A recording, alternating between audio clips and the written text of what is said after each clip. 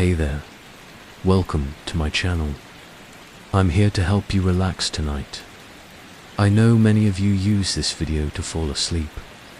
So, before you get too cozy, don't forget to like the video and subscribe to the channel. Also, let me know where you're watching from and what time it is there. I'd love to hear from you. Story 1. A remodeling crew in Michigan was tearing up a 19th century farmhouse floor when they found a trapper. What was inside led to a statewide investigation, 5 exhumations, and the unmasking of a killer who had hidden in plain sight for over 40 years. In 2023, contractor Luis Romero and his crew begin renovations on an old farmhouse outside Kalamazoo. While removing the rotted living room floor, they discover a hidden trapdoor sealed shut with bolts and concrete. Inside is a narrow staircase that leads to a fully preserved 1970s children's bedroom, untouched with toys, posters, and a bed still made.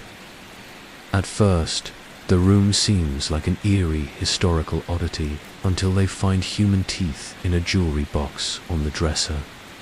The case quickly unravels decades of secrets tied to the house's original owners, the Harland family. The youngest daughter, Rosie Harland, had gone missing in 1981 at the age of 9. But police had no evidence, and the family claimed she'd run away. Over the years, multiple foster children placed in the home also disappeared or died under suspicious circumstances. Yet, the case files were scattered and never connected. The discovery leads to a massive forensic effort that uncovers 5 victims. But the biggest shock comes when a now elderly man, a retired police detective who originally cleared the Harlands, is exposed as being part of the cover-up. His connection to the Harland runs deeper than anyone imagined. The twist, the preserved bedroom was never meant to be found. It was built as a memorial by someone with a conscience. Someone who left behind a final letter explaining everything. Kalamazoo, Michigan. May 3rd, 2023. Luis Romero wasn't one for superstition. He'd torn up enough old floors and walls over the years to know that sometimes creaking noises and cold spots were just bad. Insulation and worse plumbing. But this house felt different. The job was simple enough. Restore a dilapidated 1880s farmhouse for a young couple planning to turn it into a countryside Airbnb. The property had been vacant for decades, passed down through inheritance, rarely touched. A minor fixer-upper, they said, until Romero's crew pulled up the floorboards in the main room. It was Louise's apprentice, Kenny, who first found the edge of it.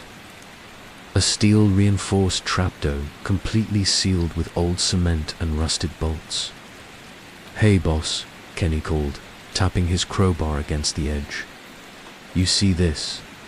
Luis knelt down, running his hand across the surface. It was flush with the joists, expertly disguised. He followed the bolts with his eyes. Someone had gone to great lengths to make sure this door stayed shut. "Get the grinder," Luis muttered. "We're opening it." The trap door. The air changed the moment they cracked the seal.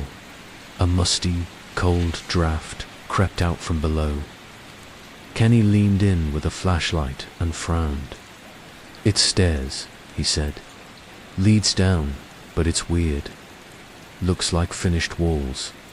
The hole opened into a narrow stairwell, perfectly preserved.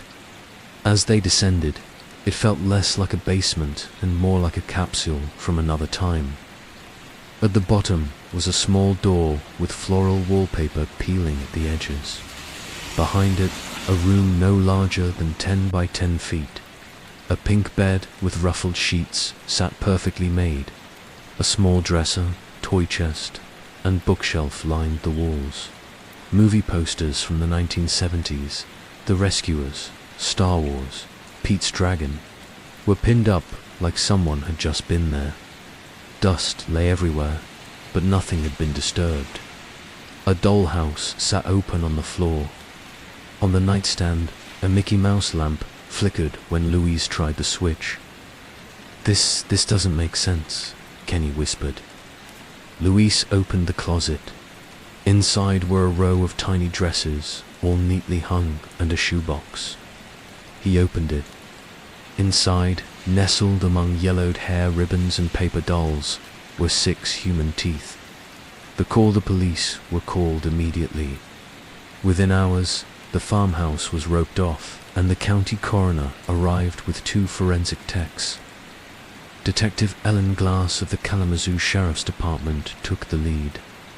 The first thing she noticed, the room wasn't built with the rest of the house. The walls were newer, the construction modern. It had been created within the house and expertly hidden. "What we have," she said during the initial press briefing, "is a crime scene that may date back over 4 decades. We believe this was a concealed living space, and there is strong indication that a child lived here for some time. But what shocked her most wasn't the room. It was the house's history. The property had belonged to the Harland family until 1997, when the last surviving member, Anne Harland, was placed in hospice care. The Harland had 4 children, but only 3 remained in the public record after 1981. The youngest, Rosie Harland, had been listed as a runaway at age 9. The official report was thin. No signs of foul play, no autopsy, no evidence. But now, a child's room was buried beneath the house. One that no one had known existed. A room designed to be locked, forgotten. The survivor. 3 days later, the story broke statewide. Images of the hidden room appeared across news channels. The headline reading, "Secret Child's Room Found Beneath 19th Century Farmhouse in Kalamazoo." That's when the phone call came. Detective Glass picked up on the 3rd ring. "This is Ellen," she said. The voice on the other end was shaky, elderly, a man. "I know that house," he said. "I lived next door until 84. My name is Martin Blanchard. I remember Rosie." Ellen's ears perked up. "You were neighbors with the Harlands." "Yeah," he said. "And I remember things. Screaming mostly. And once she threw a note over the fence. I was just a teenager. I didn't do anything." "What did the note say?" There was silence for a moment. She wrote, "I'm not allowed to leave, but I'm still here. Please tell someone. My name is Rosie." A pattern emerges. The cold case unit began a full reinvestigation of Rosie's disappearance. While combing through the original police files, Detective Glass found inconsistencies. Officers' notes missing, evidence never processed, and one name stood out. Detective Charles Lenning, the lead investigator at the time, had signed off on Rosie's case within 48 hours, an unusually short window for a child disappearance. He had since retired, now living 2 counties over. Glass made contact. "What do you remember about Rosie Harland?" she asked. "Runaway," Lenning said flatly. "No sign of abduction. Parents said she'd been troubled. Case was closed. No foul play. You didn't find it odd that a 9-year-old could disappear without a trace?" "I followed protocol. If you're calling me 40 years later, then maybe your department's got time to waste." "I don't." Click. Something wasn't right. The dollhouse, back at the scene. Forensic teams began inventorying the room. Beneath the bed was a crawl space sealed with plywood. Inside, they discovered a small metal lockbox. Inside the lockbox was a set of photographs. Polaroids curled at the edges, showing a young girl with red hair in various poses. Some showed her smiling, others crying, but the final photo chilled the entire team. It was of Rosie standing beside the dollhouse, holding up a sign written in crayon, "This is not my home." On the roof of the dollhouse, forensic techs noticed something strange. Carved into the shingles with a blade were 7 sets of initials. Only one matched someone they knew. R.H. Rosie Harland, the rest unknown. The room had become a forensic goldmine and a nightmare. Detective Ellen Glass stared at the dollhouse on the evidence table. Each carved set of initials was catalogued and magnified. 7 sets. One belonged to Rosie Harland. The others, no mention of them in any Harland family records. Glass felt a pit form in her stomach. "Assume the worst," she muttered. 7 sets of initials. 7 kids. Desai nodded grimly. "If we're lucky, initials alone won't be all we have for long." Digging the records, Detective Glass requested all missing persons reports for children under 12 between 1975 and 1985 in Kalamazoo County and surrounding areas. The list was longer than she expected, and many had gone cold with only vague leads. She assigned her team to begin cross-referencing the initials with these files. The first match came quick. T.L. Timothy Lasker, age 10, disappeared while walking to school in 1979. Or Angela White, 8, vanished from a grocery store parking lot in 1980. M.C. Maya Carter, 6, last seen leaving a church daycare in 1982. Each case had one bizarre similarity. Initial interviews with the Harland family were conducted, but not followed up. The Harlands always seemed to have just seen the child nearby or claimed they knew nothing. None were arrested. None were searched. But the Harlands were in the background of everything.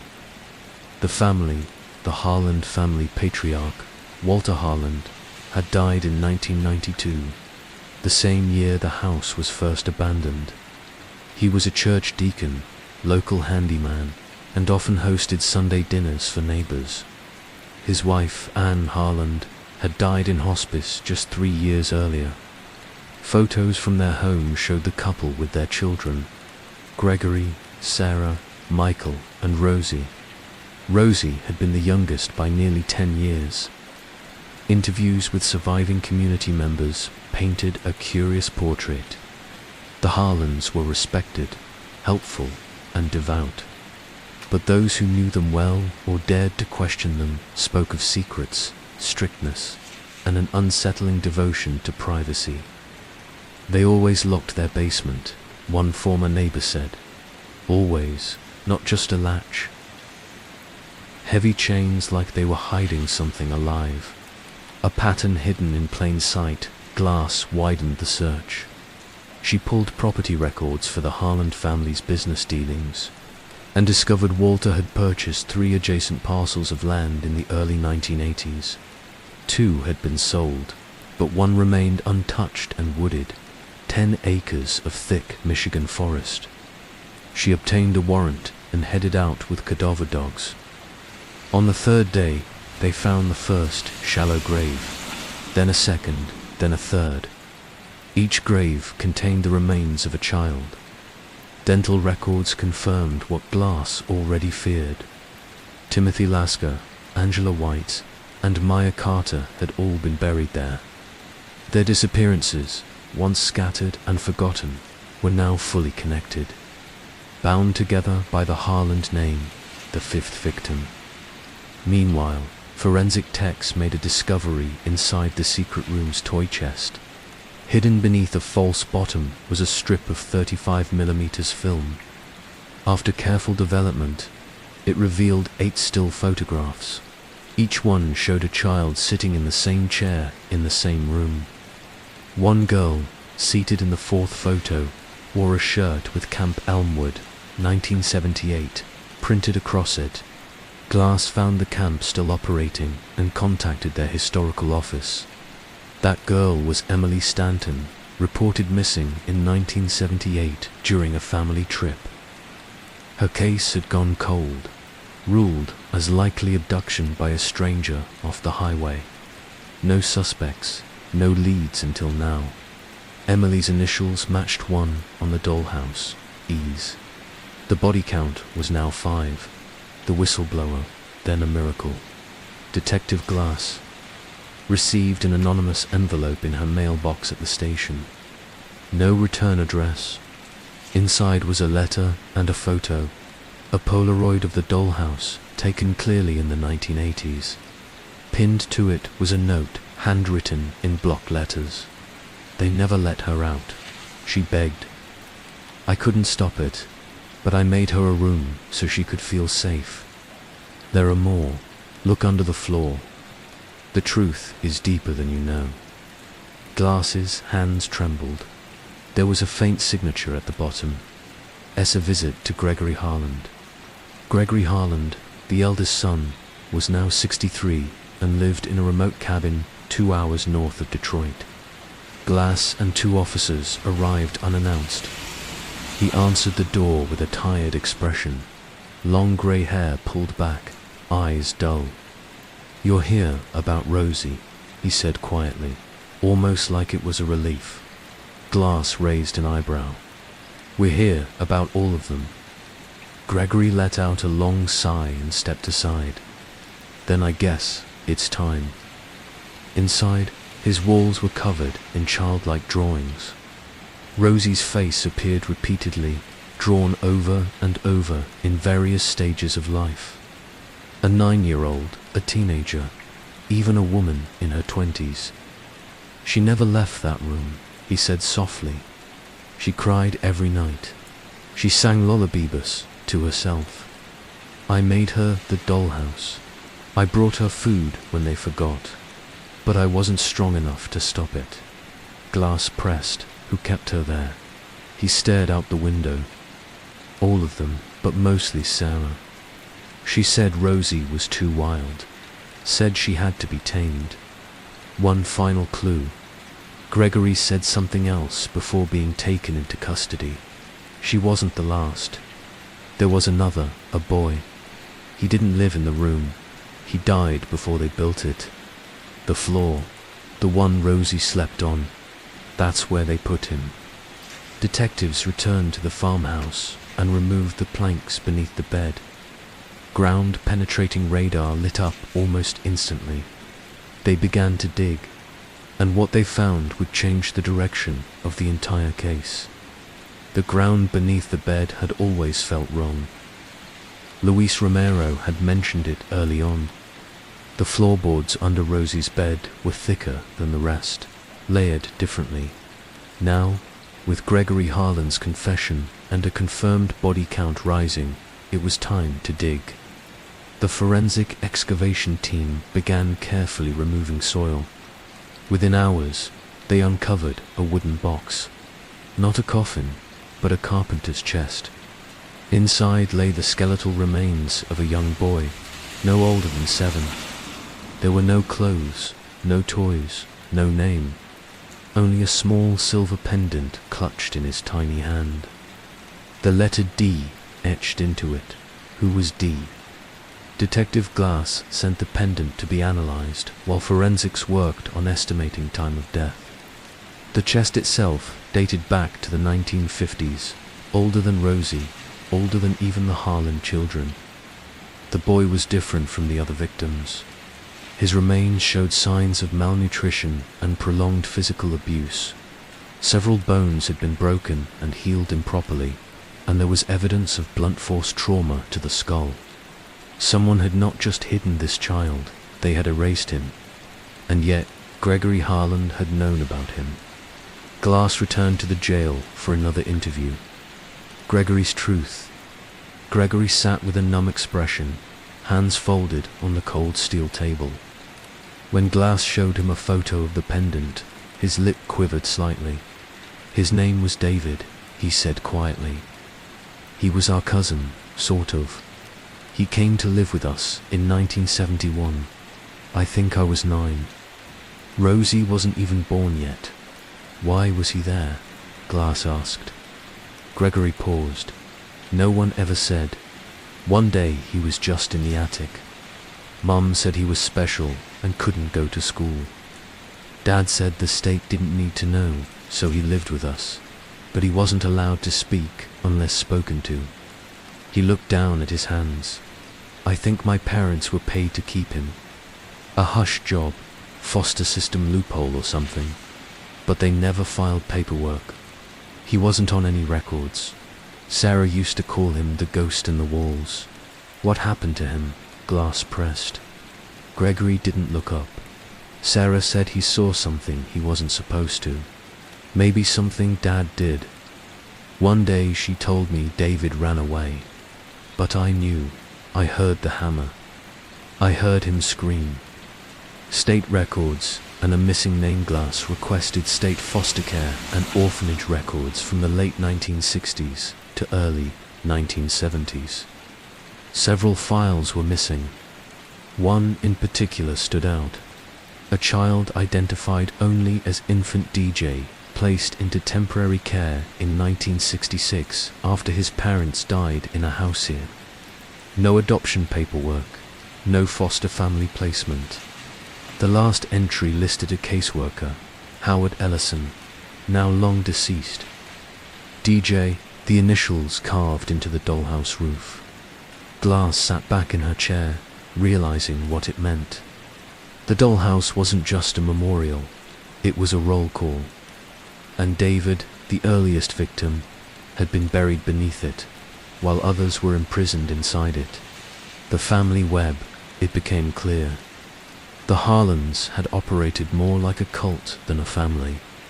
Walter Harland ruled with an iron fist, and Anne backed every decision. Sarah, the oldest daughter, had become the enforcer. Cold, calculating, cruel. Michael was mostly absent from records, having died in a car accident in 1991. Gregory had been the only one to show remorse. With David's discovery, the body count rose to 6, but one set of initials on the dollhouse still had no match. Pound. Glass believed that Pound was someone recent, someone closer in age to Rosie, or even after, someone they hadn't uncovered yet.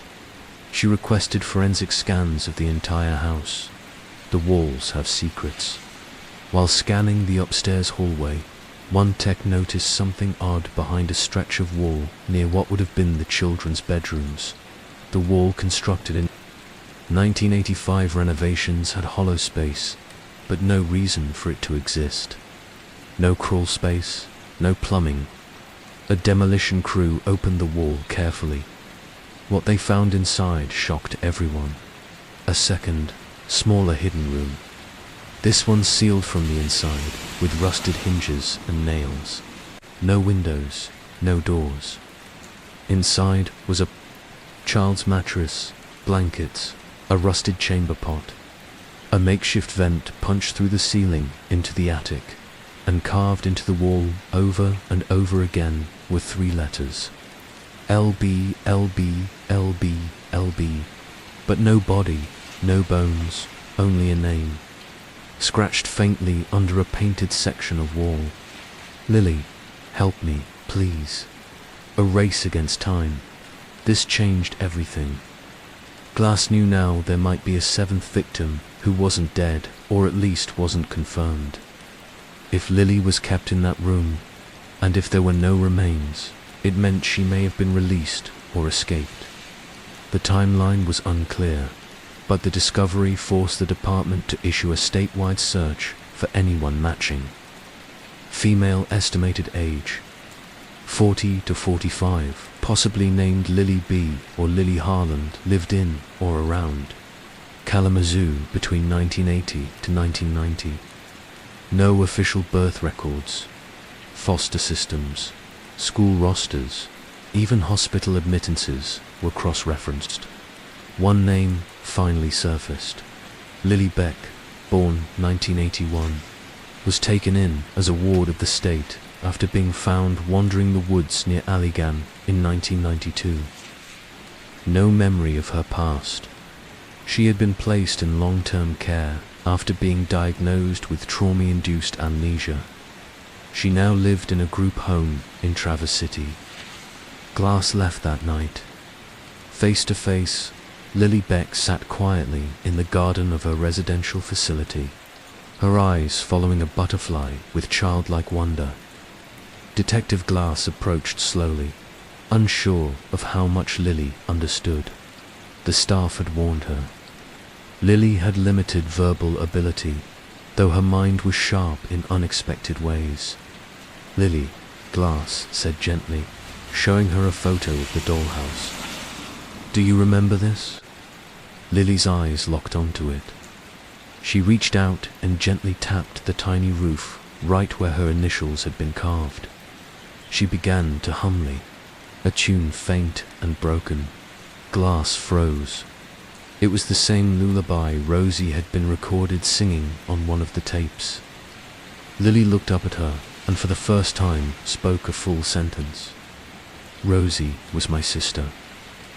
Detective Ellen Glass sat across from Lily Beck in a quiet room of the residential facility. The moment Lily said Rosie was my sister, the entire investigation took a dramatic shift. For months, Rosie had been the tragic centerpiece of a cold case turned serial investigation. But now, a survivor had emerged. Someone who had lived inside the walls, who had breathed the same damp secret air as Rosie. And she wasn't just a victim. She was family. Glass steadied her voice. "Lily, can you tell me about Rosie?" Lily's eyes shifted toward the window where the light filtered through trees. She hummed the lullaby again. Then she whispered. "She braided my hair. We made stories in the dark." That was all she said, but it was enough. Confirmation. Back in Kalamazoo, DNA tests were found. A hair strand from Lily was compared to samples recovered from Rosie's belongings. Within 48 hours, the results came back. 99.94% sibling match. Lily Beck was Lily Harlan, the final unconfirmed child from the dollhouse roof carvings. Born in 1981, just 2 years before Rosie disappeared. But something didn't fit. Lily was born after Rosie was hidden away in the room. Glass consulted with child psychologists and legal historians. It became clear Rosie may have been imprisoned first, but Lily had been born into that horror, raised within captivity. Her entire childhood spent inside walls, hidden from the world. She didn't disappear. She simply never existed on paper. That made her survival all the more remarkable. Into the attic, with Lily's memory still fragile, Glass returned to the farmhouse. This time she focused on the attic. Gregory had mentioned David being kept there before Rosie. If Lily had also been hidden, there had to be some record, something tangible. Behind a false panel, they found it. A narrow shelf built between the joists filled with spiral notebooks. Nearly 20 of them written in a cramped, obsessive scroll. The initials, R.H. Rosie Harlan, were on the inside of each front cover. The notebooks were diaries. Pages and pages of entries written in isolation. Lily's hair is soft. She asked why we don't go outside. I told her this is where we live. She cried. I sang to her.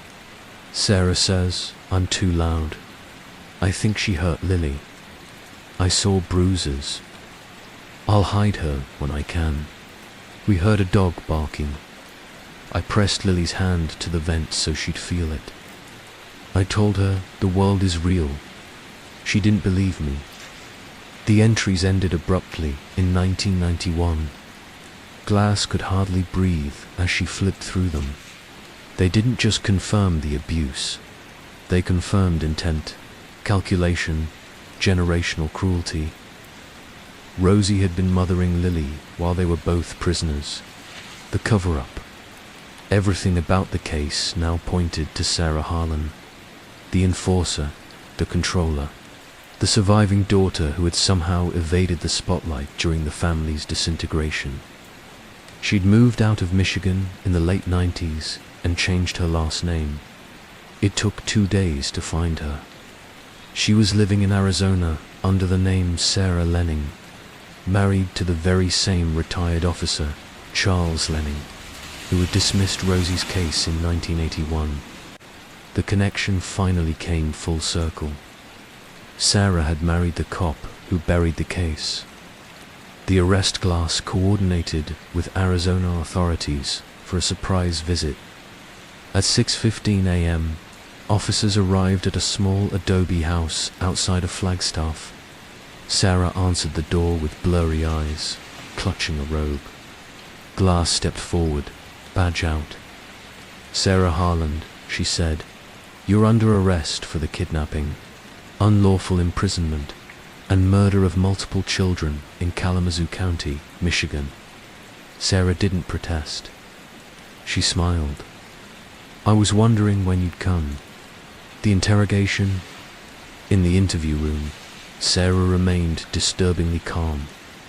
She requested coffee, drank it slowly, and answered every question with an unnerving flatness. Glass leaned in. "Why did you imprison Rosie? Why did you kill David?" Sarah blinked. "Because they were weak," they cried. They asked questions. Weakness spreads like mold. And Lily was an accident. Mum said she was a punishment, but Rosie wouldn't let her grow up, right? She protected her, lied for her, loved her. I was trying to fix that. Glass narrowed her eyes. "Did you kill Rosie?" Sarah's lips twitched. Number Rosie died on her own. She stopped eating. She gave everything to Lily. Her strength, her body, her hope. I didn't need to kill her. She did it herself. The final tape. Back at the house, one final tape was found behind a wall panel in the hidden room. It was dated August 14th, 1991. The screen flickered to life, showing Rosie, thin, pale, her hair in braids, eyes bright despite the squalor. She looked into the camera and spoke. "If you're watching this, then I didn't make it. But maybe Lily did. Maybe she found the vent or the door. Or maybe someone finally cared enough to look. Lily is strong. She deserves the sun. Please let her have it." The screen cut to black.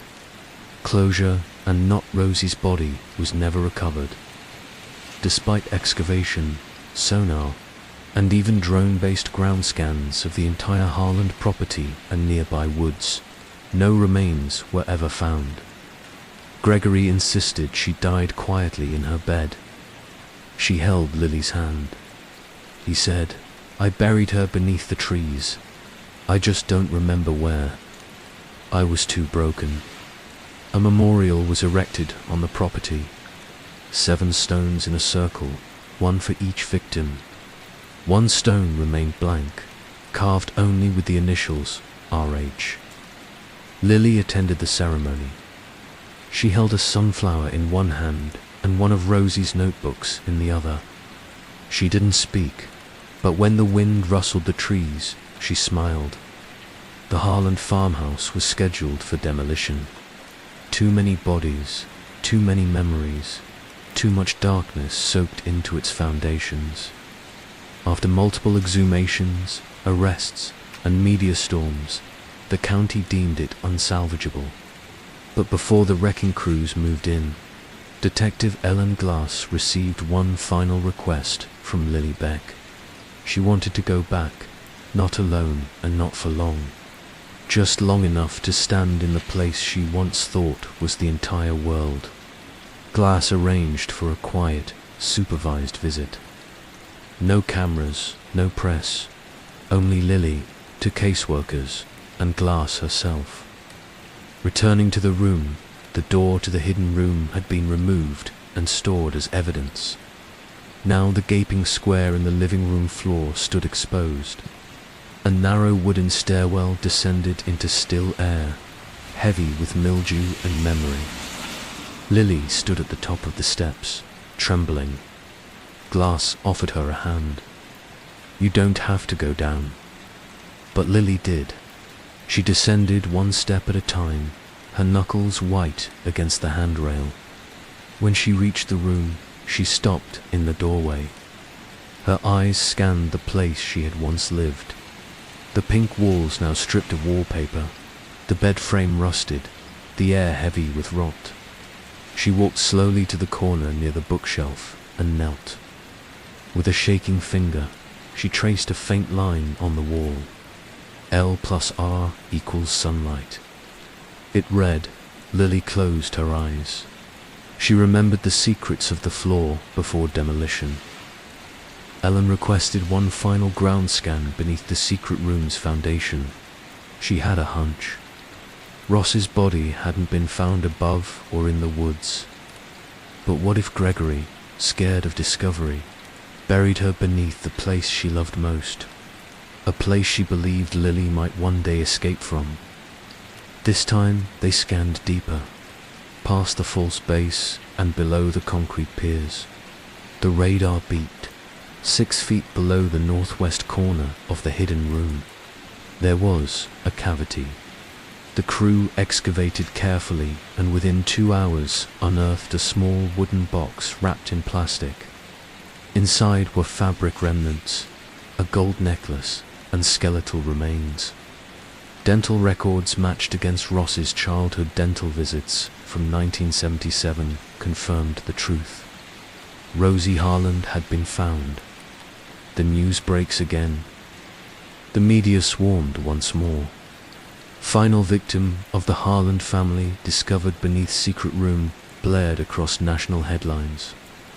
News vans crowded the property for days. Everyone wanted the image.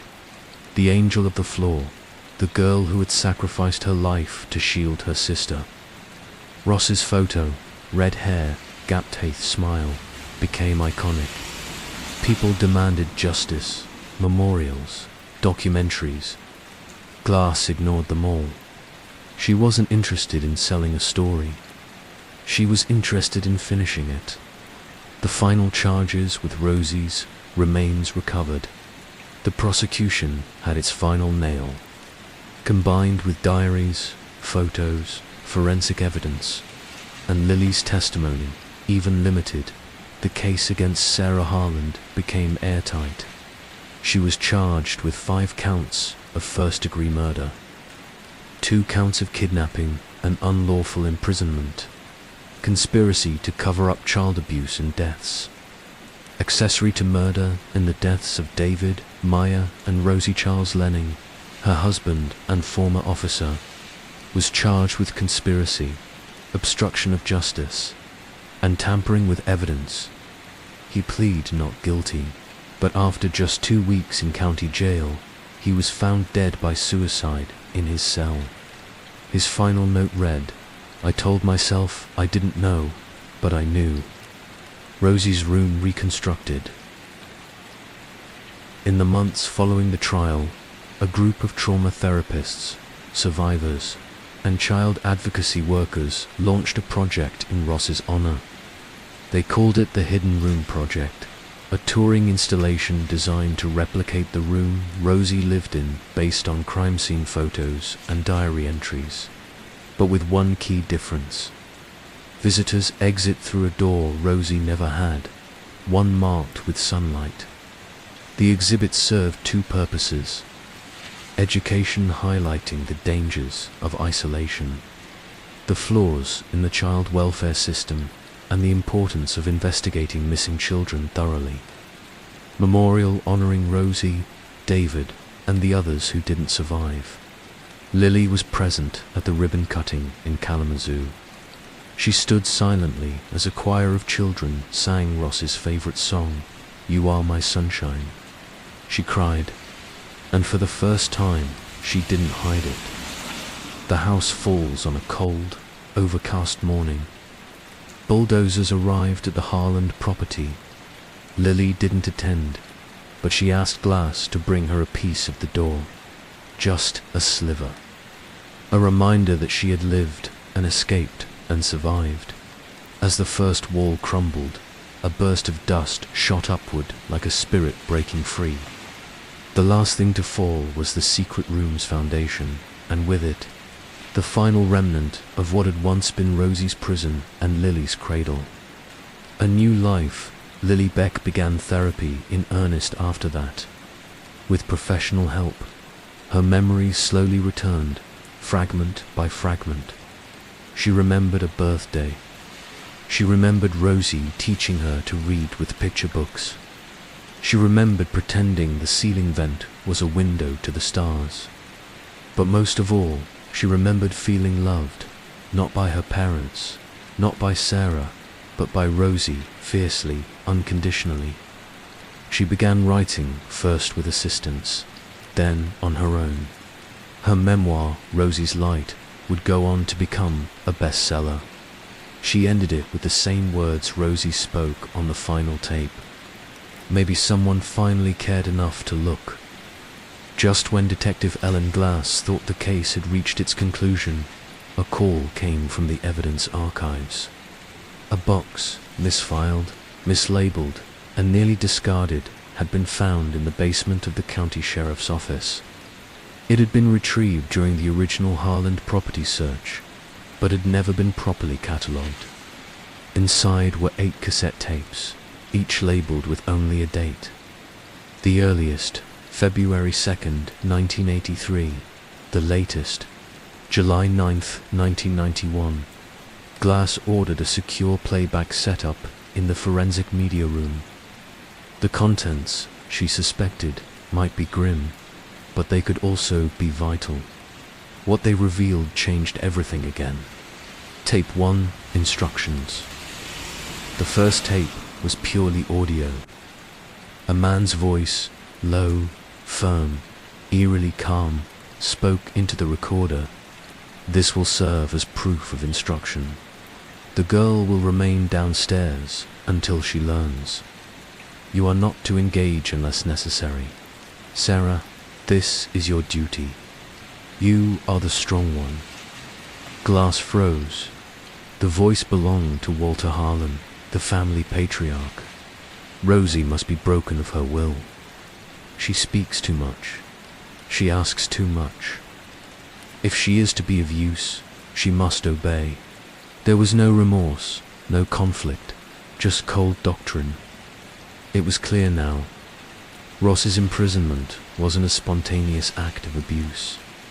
It was systematic and carefully constructed, a belief system rooted in dominance, control, and religious extremism. Tape 2, Disobedience. The next recording was from 3 months later. A scuffle, muffled cries. Then a young girl's voice, Rosie's, trying to reason. I'm sorry. I just wanted to see the sky. Please, I'll be good. Then came a slap. A woman's voice, sharp and cold. Sarah, you don't get to make wishes. You're a sinner. You stay here until you're fixed. The tape ended with the sound of Rosie softly singing to herself. The same lullaby. Glass clenched her fists. Every inch of this case revealed deeper evil. Tape 3, Arrival. This recording was the most disturbing so far. Footsteps echoed on wooden stairs. A baby crying. Then Sarah's voice hushed. She. I know it's cold down here, but she'll take care of you. Rosie knows what to do. Then Rosie, her voice much older now, shocked. Who is she? Your sister. Her name's Lily. Don't let her forget who you are. The crying continued. Rosie, what am I supposed to do? Sarah, be her mother or she dies. The tape clicked off. Tape 4, Visitors. Glass's eyes narrowed, as she played the fourth tape. This one included a voice she recognized, a child welfare officer from the 1980s. Glass pulled old records and confirmed it. James Mead, who had conducted a welfare check on the Harland property in 1986, after a neighbor's complaint about screaming, but according to the records, he had found nothing suspicious. On the tape, Walter Harland greets him warmly. Just the little ones today. Gregory's off at school. Ross is visiting relatives. The man's voice was casual, distracted. There were no sounds of searching, just coffee being poured. Then Walter, barely audible, murmurs, "God watches when the world doesn't." Me, that he does. Mr. Harlan, that he does. The tape ends. The pattern of protection glass couldn't shake the horror. Over the years, 5 different state and county employees visited the Harlem home. All left without incident. None filed follow-up reports. Were they coerced or just lazy, or worse, complicit? She launched a quiet investigation into surviving employees from that era. What she found was a network of apathy reinforced by Walter's community power and influence. A respected church leader, he held leverage through donations, local favors, even police endorsements. They had built a house of secrets, and everyone helped keep it standing. Tape 5, Escape Attempt. This one hurt to listen to. Ross's voice panicked, panting. "She's sick. She has a fever. I need medicine. Please, I think she's dying." Then Sarah, cold and unmoved.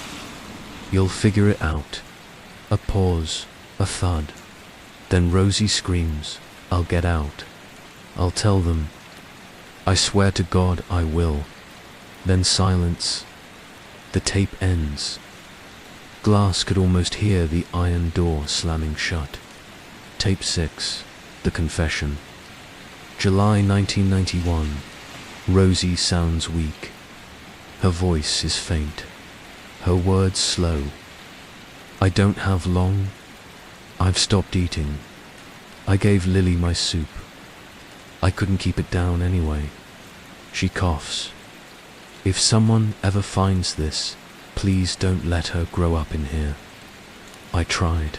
I tried to be enough. I'm sorry, Lily. I'm sorry. I couldn't be more." The tape hisses for several minutes, then the last words. "I hope you find the sun." Tape 7, Sarah's Diary. This final recording wasn't made by Rosie. It was Sarah. She had recorded herself sometime in 1992 after Ross's death and before Lily's escape. "She's gone. I buried her with the doll. The little one doesn't understand yet. I'll break her the way I couldn't break Rosie. This time, no stories, no songs, just silence." Then she whispers something chilling. "The Lord cleanses those who are willing. The others he discards glass." Turned the tape off.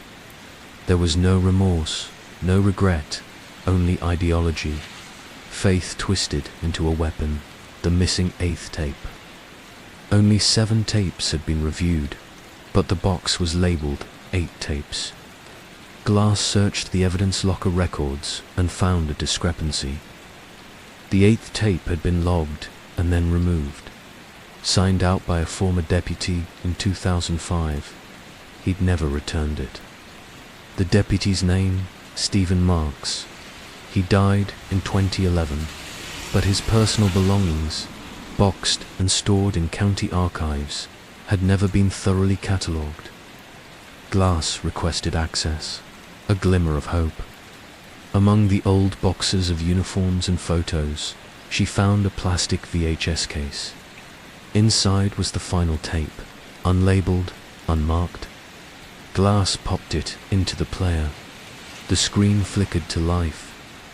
It showed Lily, maybe 10 years old, curled up under blankets in the hidden room. And beside her, a figure lay motionless, rosy, but then movement. Lily stirred, climbed to her knees, crawled to the vent. She pressed her hands to it. She whispered, "I'll find the door." And then the camera slowly tilted upward, toward a sliver of ceiling light.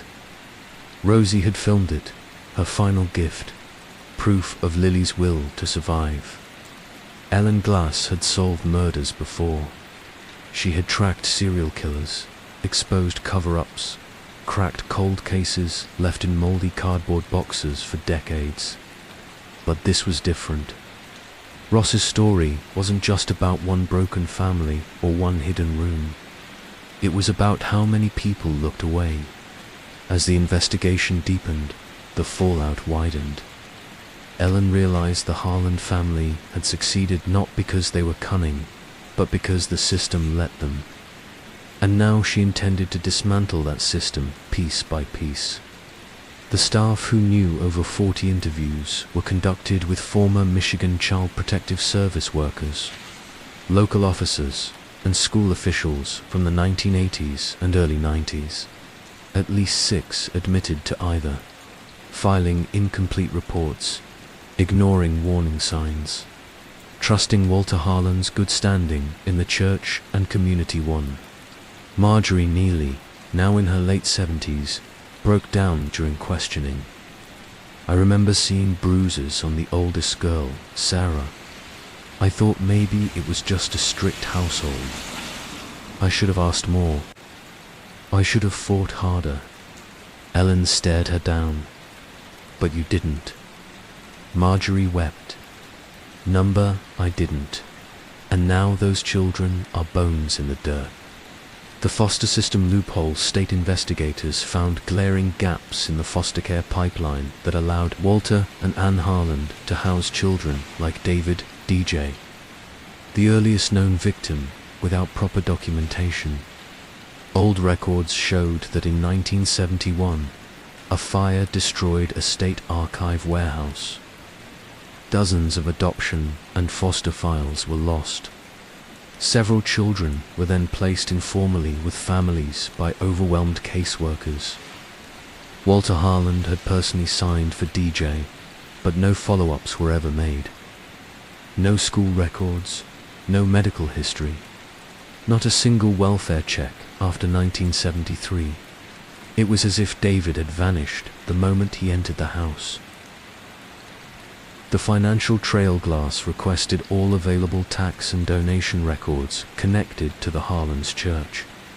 Second Elm Pentecostal, a tight-knit but powerful congregation in Kalamazoo's rural belt.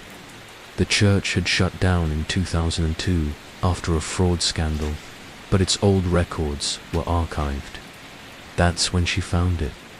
From 1977 to 1988, monthly payments of $300 to $500 were made to the Harland family from a fund labeled Special Youth Placement Assistance. The checks were signed by Pastor Gerald Rusk, a fiery preacher who had died in 1995. His sermons, stored on VHS, were riddled with apocalyptic warnings about purifying the next generation. He had been funneling church money to families like the Harlands under the guise of home sanctification. Glass murmured aloud, they weren't just hiding these kids. They thought they were saving them. A cult or a cover. A psychological profiler working with Ellen posed a theory. The Harlands may not have acted alone. Their actions, isolating children, brainwashing through fear and obedience, cutting off outside contact, were cult-like. But there had never been enough members or outside structure to call it an official cult. Still, Ellen began mapping connections. Another family in Ohio, connected to the same church, had 3 adopted children vanish from their records. A nurse in Indiana claimed she once treated a mute little red-headed girl brought in under a fake name around 1988. A retired mail carrier remembered, delivering dozens of unmarked envelopes from the church to special households. Could it be that what happened in the Harland house was part of a broader system of hidden placements? A pipeline that took vulnerable, orphaned, or unwanted children and assigned them to families under religious cover. It was impossible to prove fully, but there were too many shadows to ignore. Gregory's final letter. In prison, Gregory Harland began writing letters, not to the court, not to the media, but to Lily.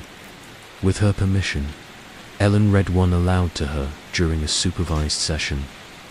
"Dear Lily, I don't deserve your forgiveness, but I want you to know Rosie loved you more than anyone I've ever seen love anything.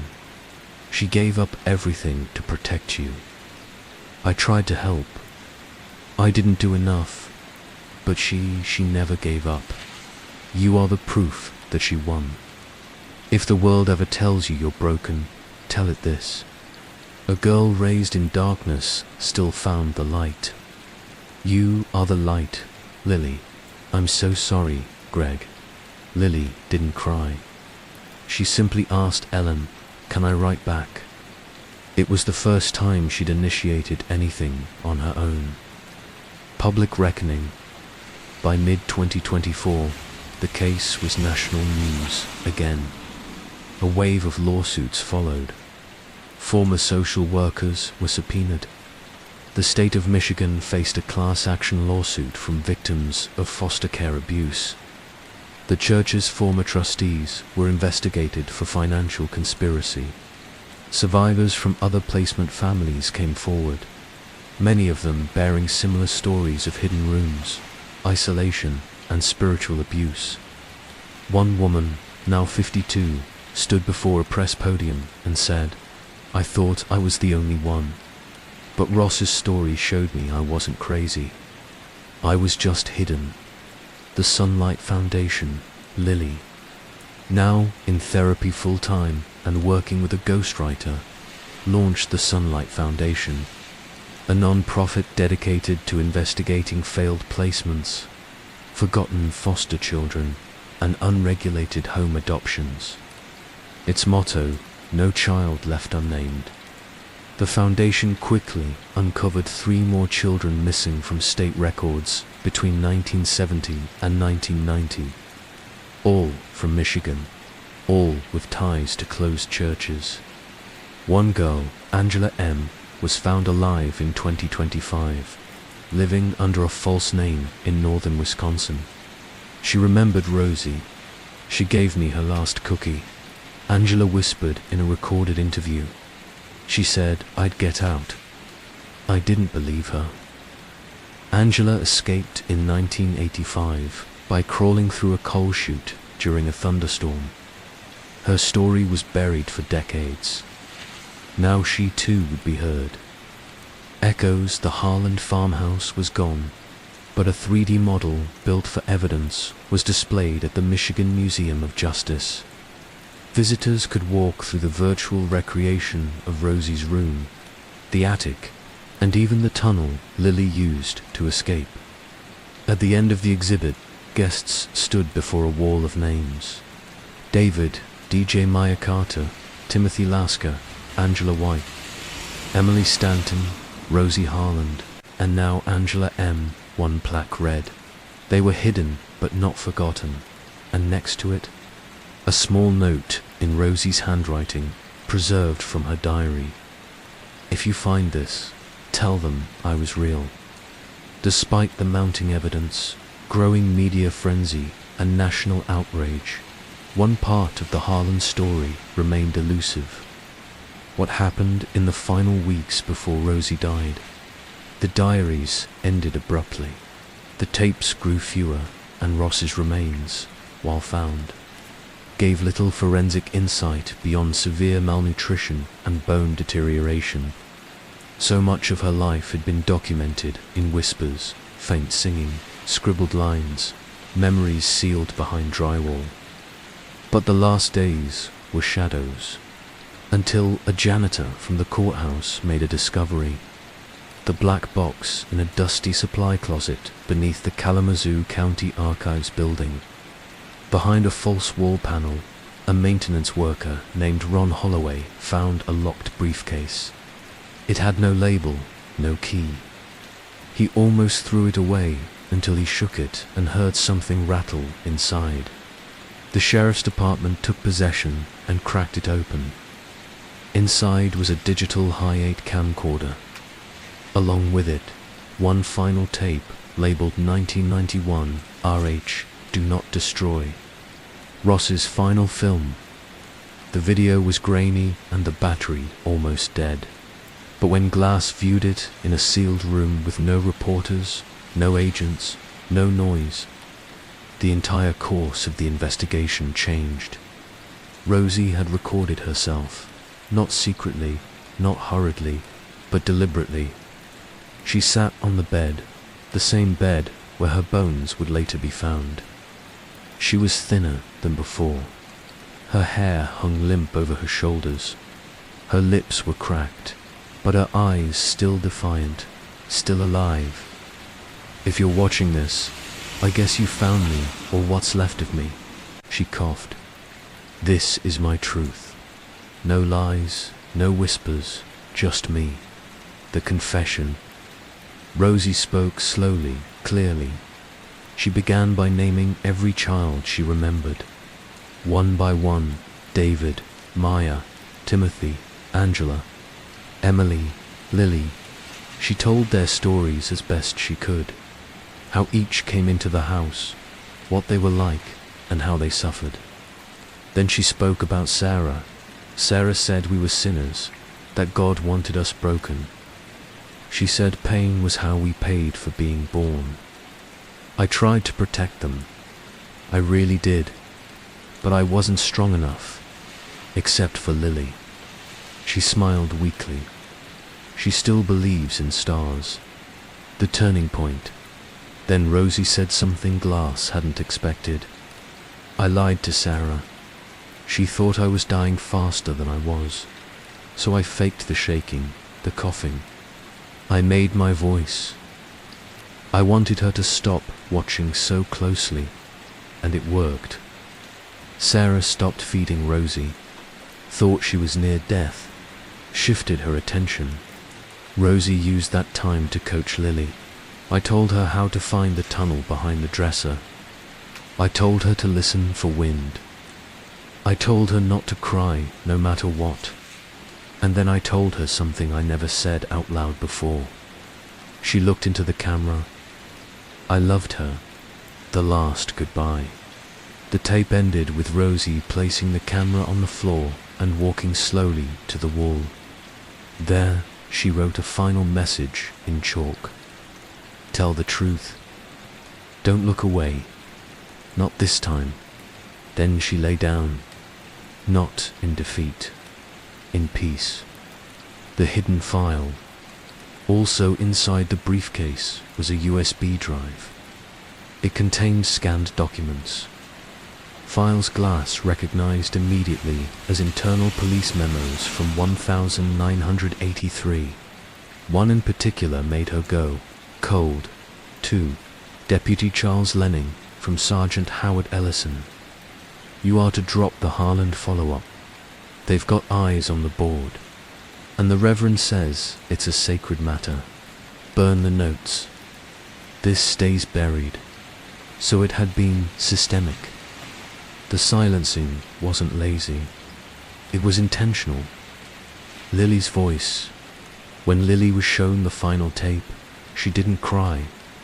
She placed her hand on the screen and whispered. She didn't say goodbye. She said, "Tell the truth." It was the longest sentence she'd spoken all year. With her therapist, she began recording audio journals, not to remember, but to testify. She gave permission for one of them to be played at Sarah Harland's trial. The trial.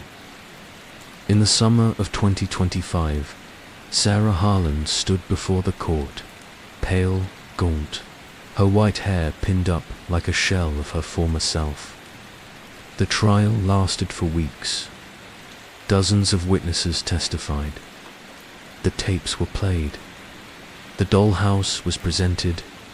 The room was reconstructed in photos, and then the jury heard Lily's recording. Her voice, still childlike, described the walls, the hunger, the lullabies, and Rosie's final days.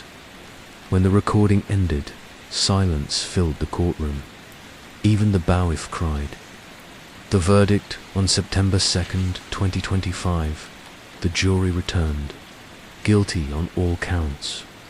Sarah was sentenced to 7 consecutive life sentences without parole. She showed no emotion, but as she was led away, she turned back and muttered one word, unclean. Ellen Glass turned her back on her. She had no interest in monsters clinging to false faith. The legacy grows. Rosie's final message, "Don't look away," became a rallying cry. It was printed on t-shirts, murals, protest signs, advocacy handbooks. The Sunlight Foundation saw a 300% increase in volunteer investigators. And Lily, she spoke at a Children's Justice Summit in Chicago. Her final words, "I was raised in darkness, but darkness didn't raise me. Rosie did." By fall of 2025, the legal battle had ended. Sarah Harland was imprisoned. The Harland name, once shielded by community reverence, had become synonymous with generational evil. Ross's story had made global headlines, inspiring reform, investigations, and a reckoning. But Detective Ellen Glass couldn't rest. Something still gnawed at her. There was a name Rosie mentioned in her diary. Maya, a girl said to have lived in the house only a few months. Yet there were no records, no body, no clue where she had gone. All the other children's remains had been accounted for, except hers. The hint in the garden. One day, while reviewing the digital model of the farmhouse for a museum exhibit, Glass noticed something strange. A discrepancy in the satellite imagery from 1984 compared to more recent drone footage. A cluster of trees that had been alive in the 1980s, just behind the old barn, had all died off by the late 2000s. Arborists had speculated about blight or drought, but Glass saw a pattern. The trees had formed a perfect circle, a ring of rot. The orchard that wasn't, she assembled a team and returned to the Harland property, now state-owned and sealed for preservation. They brought cadaver dogs. One dog stopped, then another at the base of a twisted apple tree. Digging began immediately. Within a few hours, they hit wood, and beneath that bones.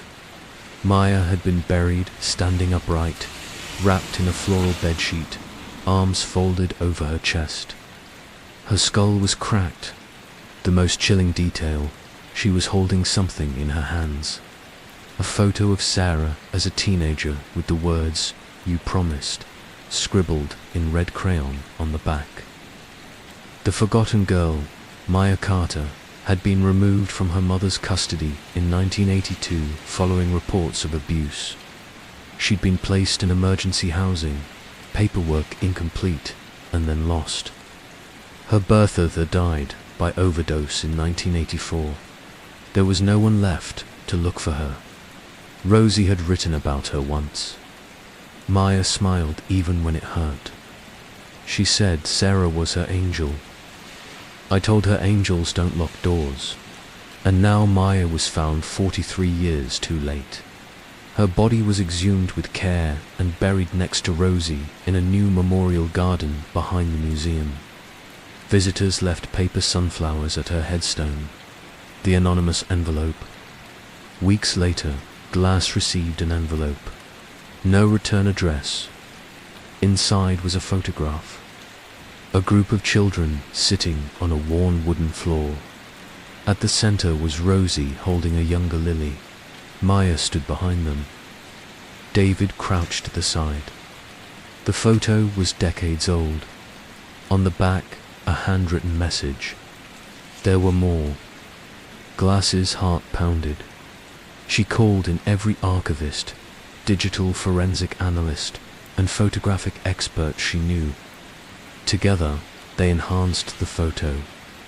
In the background, half-shadowed, stood two other children, a boy and a girl, unnamed, unknown. Glass had never seen them before. A secret network. She reviewed all state placements from 1975 to 1985, cross-referenced every missing child with ties to religious foster homes or unlicensed adoptions. She searched through closed churches and defunct youth programs. The trail led her to a small abandoned church in western Pennsylvania.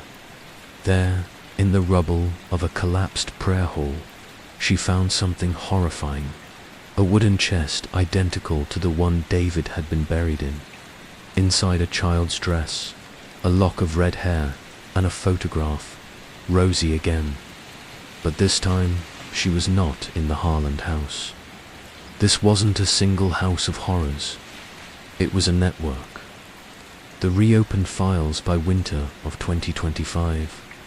Over 19 cold cases from Michigan, Ohio, and Pennsylvania were reopened. Children who had run away, records mysteriously lost, families told to move on. Rosie's story had cracked open a regional conspiracy of forgotten children, taken under the guise of morality and faith, hidden from the world and in some cases discarded. The Sunlight Foundation expanded overnight. A new division, the Orchard Task Force, was formed, led by Glass. Their mission: trace every shred of documentation tied to the rogue child placement network believed to have operated from 1971 to 1993, and they had a new lead. The man in the photograph. In the newly discovered photo, just barely visible in the background, stood an adult figure, male, wearing a long coat, hand on Rosie's shoulder. Digital enhancement revealed his face. He wasn't Walter Harland. He wasn't Pastor Rusk. He was unknown, a stranger. And yet, when Glass ran facial recognition through old DMV and security archives, one hit came up. Reverend Paul Myers, a former pastor of a Pentecostal branch, shut down in 1994 after suspected tax fraud. He had vanished, never arrested, never found until now. The hunt begins. The FBI joined the investigation in early 2026. They dubbed it Operation Hidden Choir, targeting the suspected underground child relocation network disguised as spiritual sanctuaries. Glass was appointed special consultant. Lily gave permission to share portions of her story for the nationwide campaign. At a press conference, Glass spoke with a trembling voice. "We thought this case ended at the Harland house. We were wrong. It didn't end there. It began there. A candle for Rosie. Back in Kalamazoo, people left candles along the fence line where the Harland house once stood. Children wrote Rosie letters. One note written in a child's crayon read, 'Dear Rosie, I wish you were my sister. Thank you for saving Lily. Thank you for being brave. I love you.' Glass read it and tucked it into her notebook. Some cases never leave you, and some names you carry forever.